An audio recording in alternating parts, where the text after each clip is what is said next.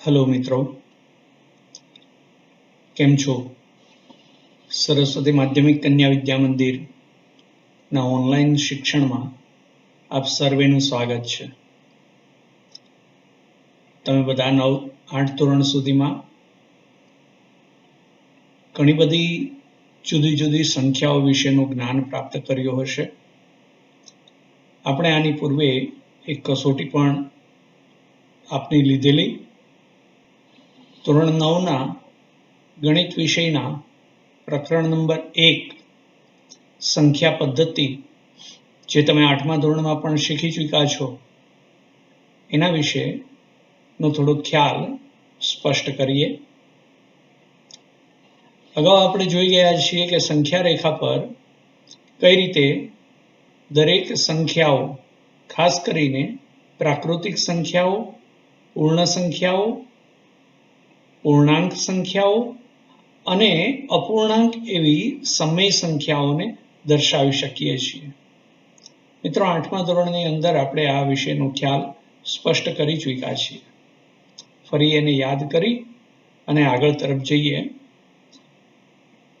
તો અહીંયા એક બાળક છે એ શૂન્યથી ચાલવાનું શરૂ કરે છે અને સંખ્યા રેખા પર એ શૂન્યથી જમણી દિશામાં એટલે કે ધન દિશામાં ચાલે છે, તમે જોઈ શકો છો।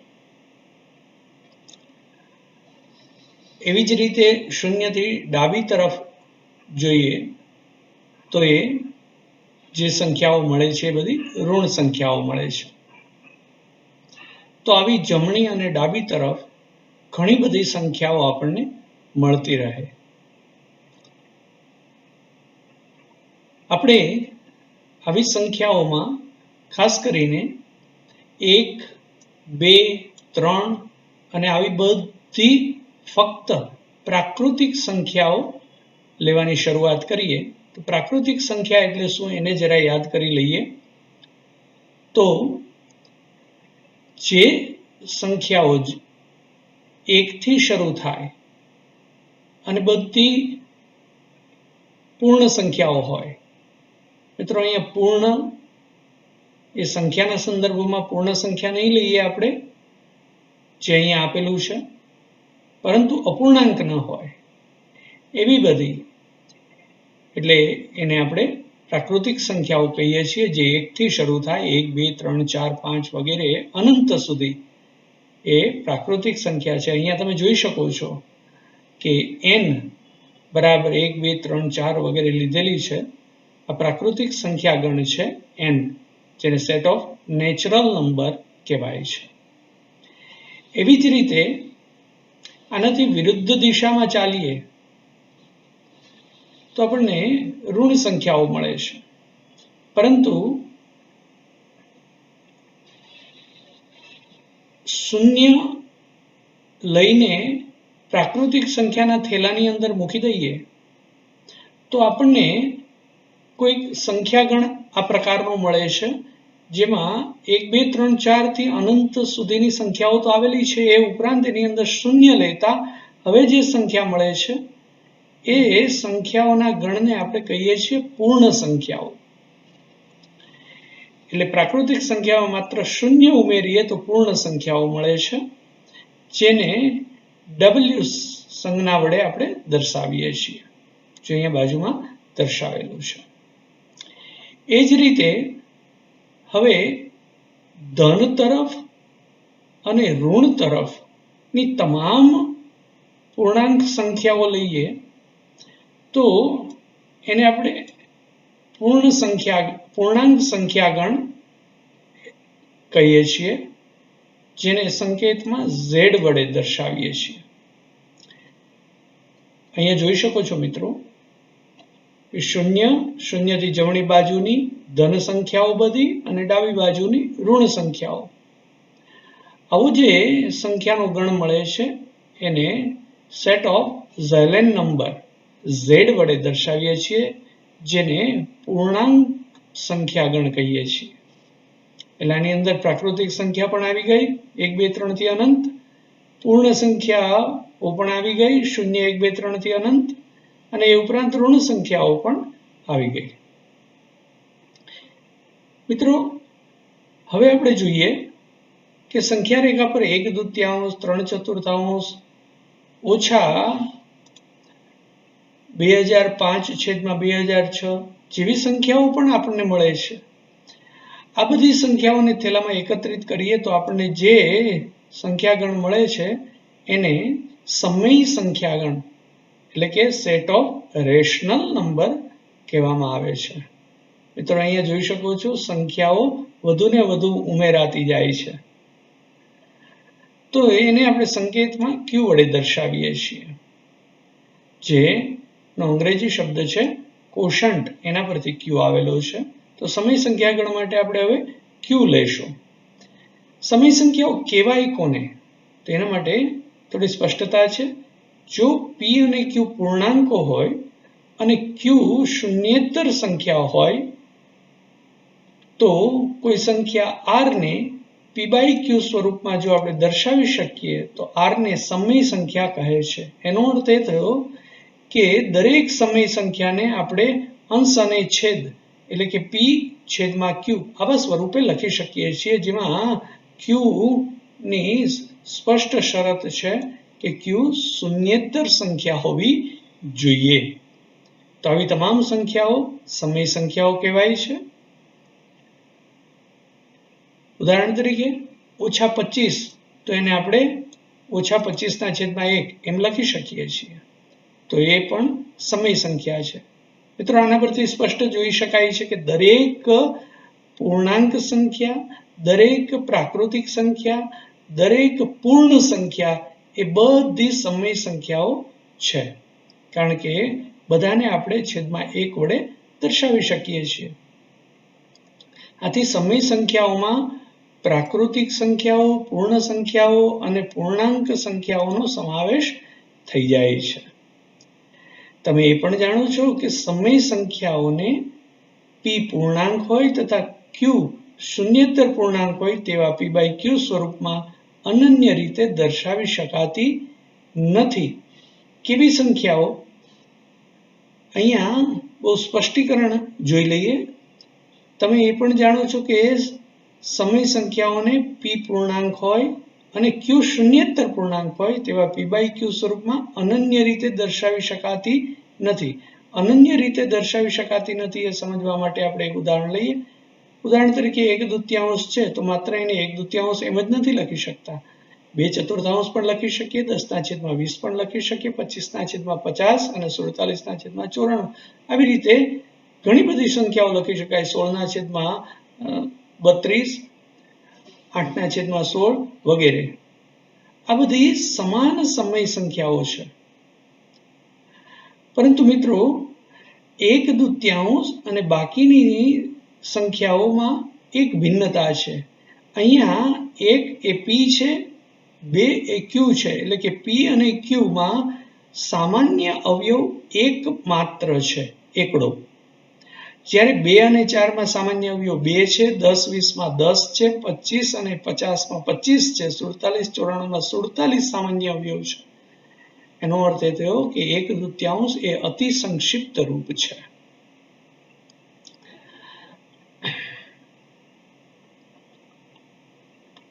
ઉદાહરણ તરીકે એક સમજીએ. નીચેના વિધાનો સત્ય છે કે અસત્ય કારણ સહિત ઉત્તર આપો. દરેક પૂર્ણ સંખ્યા એ પ્રાકૃતિક સંખ્યા છે. મિત્રો યાદ કરો, પૂર્ણ સંખ્યા 0 થી શરૂ થાય, 0, 1, 2, 3 થી અનંત સુધી હોય, અને પ્રાકૃતિક સંખ્યા 1 થી શરૂ થાય, 1, 2, 3 થી અનંત સુધી હોય. અહીં આપણે કીધું છે દરેક પૂર્ણ સંખ્યા એ પ્રાકૃતિક સંખ્યા છે. આ વિધાન અસત્ય છે. શા માટે? 0 એ પૂર્ણ સંખ્યા છે પરંતુ પ્રાકૃતિક સંખ્યા નથી. માટે દરેક પૂર્ણ સંખ્યા એ પ્રાકૃતિક સંખ્યા નથી થતી. કોઈ એક સંખ્યા પણ જો આપેલ પરિણામનું સમાધાન ન કરતી હોય, આપેલ શરતનું સમાધાન ન કરતી હોય તો એ સંખ્યા પ્રાકૃતિક સંખ્યા નથી એમ કહી શકાય. માટે દરેક પૂર્ણ સંખ્યા એ પ્રાકૃતિક સંખ્યા છે એ વિધાન ખોટું છે, કારણ કે 0 એ પૂર્ણ સંખ્યા છે પરંતુ પ્રાકૃતિક સંખ્યા નથી. દરેક પૂર્ણાંકની જે શરત છે એ બધી એ સમય સંખ્યા છે. દરેક પૂર્ણાંક એ સમય સંખ્યા છે. મિત્રો અહીંયા યાદ કરો, દરેક પૂર્ણાંક એટલે એમાં ધન પૂર્ણાંક આવે, ઋણ પૂર્ણાંક આવે, શૂન્ય પૂર્ણાંક પણ આવે. અને આપણે હમણાં જ અહીંયા જોઈ ગયા કે પ્રાકૃતિક સંખ્યા, પૂર્ણ સંખ્યા, પૂર્ણાંક સંખ્યા એ બધી સમય સંખ્યાઓ છે. માટે અહીંયા આપણે કહ્યું કે દરેક પૂર્ણાંક એ સમય સંખ્યા છે, તો વિધાન સત્ય છે. કારણ કે દરેક પૂર્ણાંક સંખ્યાને આપણે આ સ્વરૂપમાં લખી શકીએ છીએ, p/q સ્વરૂપમાં, માટે તે સમય સંખ્યા થશે. ત્રીજું પરિણામ છે દરેક સમય સંખ્યા એ પૂર્ણાંક છે. મિત્રો આ બીજાથી ઉલટું પરિણામ છે. દરેક સમય સંખ્યા એ પૂર્ણાંક છે. આ વિધાન અસત્ય છે. કારણ કે અહીંયા આપેલું છે 3/5 એ સમય સંખ્યા છે, પરંતુ પૂર્ણાંક નથી. એનો અર્થ એ થયો કે કોઈ સમય સંખ્યા એ પૂર્ણાંક સંખ્યા ક્યારે થાય? જ્યારે એ સમય સંખ્યાનો છેદ માત્ર 1 હોય ત્યારે જ એ બધી પૂર્ણાંક સંખ્યા બને. અન્યથા એ પૂર્ણાંક સંખ્યા ન બને. આપેલ સંખ્યા, એક ઉદાહરણ લીધું આપણે, 3/5, તો છેદ છે એ 5 છે, માટે એ પૂર્ણાંક સંખ્યા નથી. મિત્રો અહીંયા ખાસ ધ્યાન રાખશું, 3/3 લખીએ તો એ પૂર્ણાંક સંખ્યા છે. પણ અતિ સંક્ષિપ્ત રૂપમાં આપેલી કોઈ સંખ્યા હોય જેમાં p અને q નો સામાન્ય અવયવ 1 સિવાયની કોઈ સંખ્યા ન હોય, ત્યારે એનો છેદ 1 સિવાયની કોઈ પણ સંખ્યા મળે તો એ પૂર્ણાંક નથી થવાનો. માટે દરેક સમય સંખ્યા એ પૂર્ણાંક નથી. કારણ કે સમય સંખ્યાના છેદમાં 1 સિવાયની ઘણી બધી સંખ્યા હોઈ શકે. બીજું ઉદાહરણ જોઈએ મિત્રો, 1 અને 2 વચ્ચે 5 સમય સંખ્યા શોધો. આ દાખલાને આપણે જુદી જુદી 2-3 રીતે ઉકેલી શકીએ છીએ. અહીંયા 2 રીત વિશેનો વિચાર કર્યો છે. પહેલી રીત, કોઈ સંખ્યા 1 અને 2 કહ્યું છે તો r બરાબર 1 લઈએ અને s બરાબર 2 લઈએ. તો એમની વચ્ચે કોઈ સંખ્યા આ રીતે મેળવી શકાય. r અને s નો સરવાળો કરી અને સરવાળાને 2 વડે ભાગો, એટલે એને મધ્ય કિંમત કહેવાય. એટલે કે r + s / 2. આ રીતે કોઈ 2 સંખ્યાની વચ્ચેની સંખ્યાઓ આપણે મેળવી શકીએ. અને મિત્રો તમે જોશો કે આ રીતે મેળવી શકે છે. 1 + 2 / 2 બરાબર 3/2. માટે 3/2 એ 1 અને 2 ની વચ્ચેની એક સંખ્યા છે. હવે આવી જ રીતે આગળ વધી શકીએ. 1 અને 3/2 ની વચ્ચે, 3/2 અને 2 ની વચ્ચે. અહીંયા એક વસ્તુ બતાવેલી છે, જુઓ, 3/2 એ 1 થી મોટા અને 2 થી નાના છે. ફરી આ જ રીતે આગળ વધીએ તો 1 + 3/2 / 2 એટલે મળશે 5/2 / 2 એટલે 5/4. અહીંયા જોઈ શકો છો મિત્રો, 5/4 એ એક સંખ્યા છે. એવી જ રીતે 3/2 અને 2 ની વચ્ચે એક સંખ્યા મેળવીએ તો 3/2 + 2 / 2 બરાબર 7/4. તો એ પણ સંખ્યા અહીંયા મળે છે. આ રીતે પ્રત્યેક મળતી 2 સંખ્યાની વચ્ચે આ સૂત્રનો ઉપયોગ કરીને આપણે વચ્ચેની સમય સંખ્યા મેળવી શકીએ છીએ. આ એક રીત છે. બીજી રીત જોઈએ તો બીજી રીતમાં જેટલી સમય સંખ્યા મેળવવાની હોય એમાં 1 ઉમેરી દેવાનું. એટલે કે 5 સમય સંખ્યા મેળવવાની છે તો 5માં 1 ઉમેરીએ એટલે 6 મળે છે. તો છેદ તરીકે 6 લઈ લેવાનો, અથવા તો 6 ને અનુરૂપ સમછેદી પદ બનાવવાનું. અહીંયા 1 અને 2 ને છેદમાં 6 હોય તેવી સમાન સમય સંખ્યાના સ્વરૂપમાં લખીએ તો 1 ને આપણે 6/6 લખી શકીએ અને 2 ને 12/6 લખી શકીએ. એટલે કે મિત્રો એ ખરેખર કઈ રીતે લખી શકાય છે? તો એ આ રીતે છે. 1 એટલે 1 × 6/6. એટલે કે 1 ને 6/6 વડે ગુણવાનું, 2 ને 6/6 વડે ગુણવાનું એટલે મળશે 6 દુ 12/6. હવે અહીંયા જોઈએ બંનેનો છેદ સમાન છે 6 અને અંશમાં 6 અને 12 છે. તો 6 અને 12 ની વચ્ચે 7, 8, 9, 10 અને 11 સંખ્યાઓ આવી શકે. માટે 7/6, 8/6, 9/6, 10/6 અને 11/6 આવી 1 અને 2 ની વચ્ચેની 5 સમય સંખ્યાઓ આપણને મળી શકે છે. એ 1 થી મોટી અને 2 થી નાની છે. અહીંયા જોઈ શકો છો 1 એટલે 6/6, એનાથી મોટી 7/6, 8/6, 9/6, 10/6, 11/6 અને એનાથી મોટી 12/6 એટલે 2. તો બાકીની આ બધી સંખ્યાઓ છે એ 1 અને 2 ની વચ્ચે છે. આ ઉપરાંતની પણ પદ્ધતિઓ છે જેના દ્વારા આપણે વચ્ચેની સમય સંખ્યાઓ મેળવી શકીએ છીએ. એનો અર્થ એ થયો કે મિત્રો કોઈ પણ બે સમય સંખ્યાઓની વચ્ચે અનંત સમય સંખ્યાઓ આવેલી હોય છે. ફરીથી સંખ્યા રેખાને નિહાળી અને એની વચ્ચે આવતી ઘણી બધી સમય સંખ્યાઓને ધ્યાનમાં લઈશું.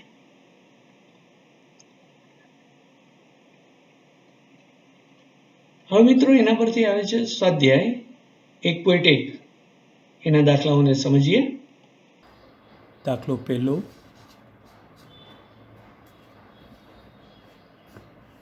શું 0 એ એક સમય સંખ્યા છે?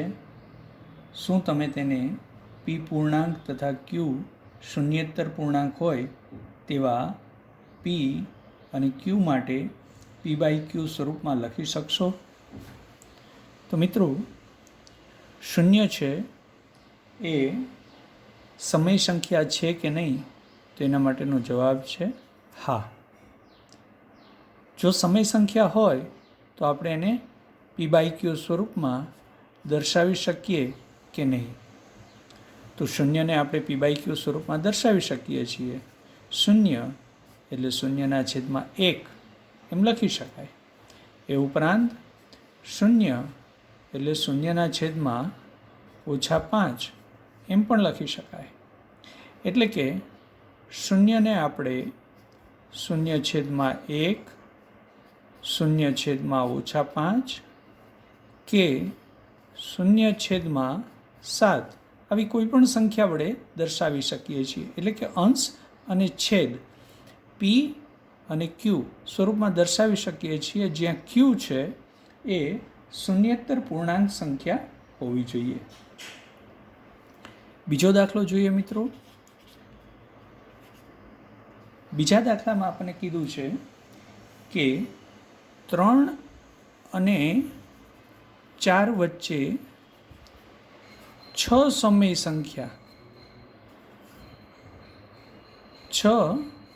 સમય સંખ્યા મેળવવાની છે.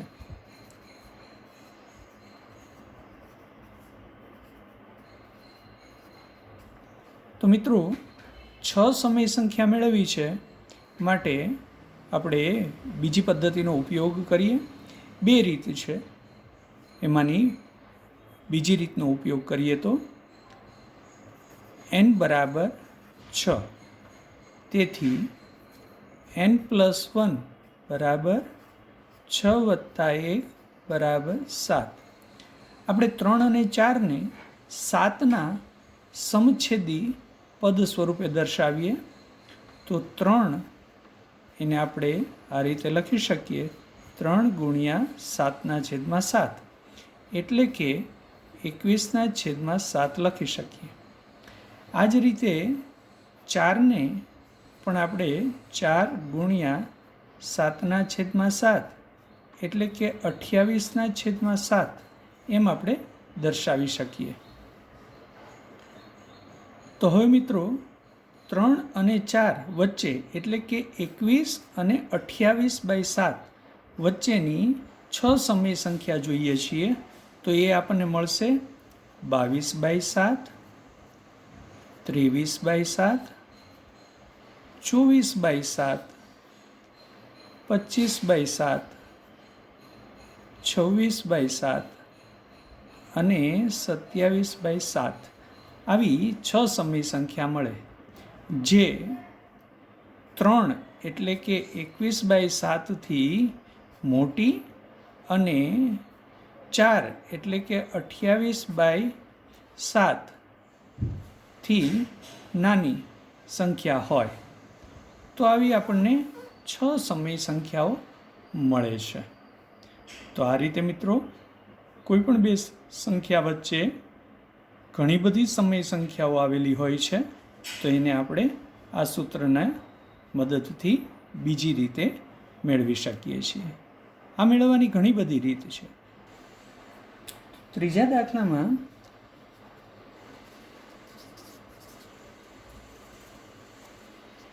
આપણને 3/5 અને 4/5 વચ્ચે 5 સમય સંખ્યા મેળવવાની છે. હવે આપણે બીજી રીતનો જ ઉપયોગ કરીશું, એટલે કે n બરાબર 5 સમય સંખ્યા મેળવી છે માટે n+1 બરાબર 5 + 1 બરાબર 6 થશે. એટલે મિત્રો આપણે સમછેદી પદ બનાવીએ તો 3/5 આપણે 6/6 વડે ગુણી નાખીએ તો આપણને મળશે, એટલે કે 3/5 આપણે આ રીતે લખી શકીએ 3/5 ગુણ્યા 6/6 એટલે કે 18/30. 6 તેરી 18, 6 પંચા 30. એવી જ રીતે 4/5 આપણે લખી શકીએ 4/5 ગુણ્યા 6/6 એટલે કે 24/30. આપણે આ બંનેની વચ્ચે 5 સમય સંખ્યા મેળવી છે તો આપણે એ લખી શકીએ 18/30 અને 24/30 છે તો 18/30 અને 24/30 વચ્ચે 5 સમય સંખ્યાઓ 19/30, 20/30, 21/30, 22/30 અને 23/30 મળે છે. અને આપણે સંકેતમાં લખીએ તો આ રીતે લખી શકાય છે કે 18/30 કરતાં આ મોટી સંખ્યા છે, એના કરતાં આ મોટી સંખ્યા છે, એના કરતાં આ મોટી સંખ્યા છે. આ રીતે આપણે સંકેતમાં દર્શાવી શકીએ છીએ. સમજાયું ને મિત્રો? આ જ રીતે ચોથો દાખલો સમજીએ. ચોથા દાખલામાં આપણને કહ્યું છે કે નીચેના વિધાનો સત્ય છે કે અસત્ય કારણ સહિત જવાબ આપો. પેલો પેટા પ્રશ્ન છે દરેક પ્રાકૃતિક સંખ્યા એ પૂર્ણ સંખ્યા છે. મિત્રો, પ્રાકૃતિક સંખ્યાને આપણે સેટ ઓફ n કહીએ છીએ, પૂર્ણ સંખ્યાને સેટ ઓફ w કહીએ છીએ. તો ગણ nની અંદર 1, 2થી માંડીને અનંત સુધીની સંખ્યા આવે છે અને ગણ wમાં 0, 1, 2થી માંડીને અનંત સુધીની સંખ્યા આવે છે. તો દરેક આ સંખ્યા એ પૂર્ણ સંખ્યા છે. એનો અર્થ આપણે એ સમજવાનો કે આ બધી સંખ્યાઓ છે એ આ ગણનો સભ્ય હોય તો આ બધી સંખ્યા એ આ સંખ્યા થાય. એનો અર્થ એ થયો કે દરેક પ્રાકૃતિક સંખ્યા છે એ પૂર્ણ સંખ્યામાં તો આવેલી જ છે, માટે દરેક પ્રાકૃતિક સંખ્યા એ પૂર્ણ સંખ્યા હોય.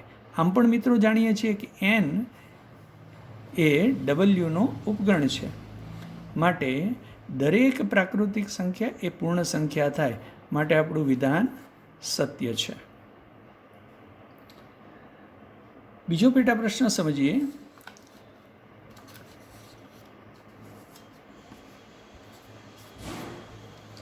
તો દરેક પૂર્ણાંક સંખ્યા એ પૂર્ણ સંખ્યા છે તો પૂર્ણાંક સંખ્યાને આપણે ઝેડ કહીએ છીએ અને પૂર્ણ સંખ્યાને ડબલ્યુ કહીએ છીએ. પૂર્ણાંક સંખ્યાની અંદર ઋણ સંખ્યાઓનો સમાવેશ પણ થાય છે અને ધન સંખ્યાઓનો પણ સમાવેશ થાય છે. જ્યારે પૂર્ણ સંખ્યાની અંદર શૂન્ય અને ધન સંખ્યાનો જ સમાવેશ થાય છે. એટલે કે આ બધી સંખ્યા પૂર્ણ સંખ્યા ગણમાં નથી. ઋણ સંખ્યાઓ છે, પૂર્ણ સંખ્યા ગણમાં નથી. આમ પણ મિત્રો જાણીએ છીએ કે ઝેડ છે એ ડબલ્યુનો ઉપગણ નથી. ઉલટું સાચું છે. આ બધી સંખ્યાઓ આમાં આવેલી છે માટે પૂર્ણ સંખ્યાઓ એ બધી પૂર્ણાંક થાય, પરંતુ પૂર્ણાંક સંખ્યાઓ બધી પૂર્ણ ન થઈ શકે કારણ કે એમાં ઋણ સંખ્યાઓ છે એ આવતી નથી. માટે દરેક પૂર્ણાંક સંખ્યા એ પૂર્ણ સંખ્યા નથી. ઋણ સંખ્યાઓ એમાં ન આવે, માટે વિધાન અસત્ય છે. એ જ રીતે મિત્રો ત્રીજો પેટા પ્રશ્ન જોઈએ તો